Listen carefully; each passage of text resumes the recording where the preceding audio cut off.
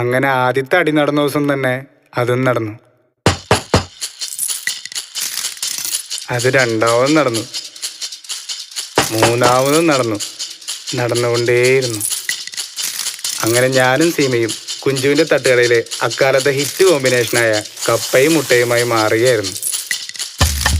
ഈ കോംബോ ഒരു എവർഗ്രീൻ ഹിറ്റാവുമെന്ന് കുഞ്ചുവിനെ പോലെ തന്നെ ഞങ്ങളും അടിയുറച്ചു വിശ്വസിച്ചു.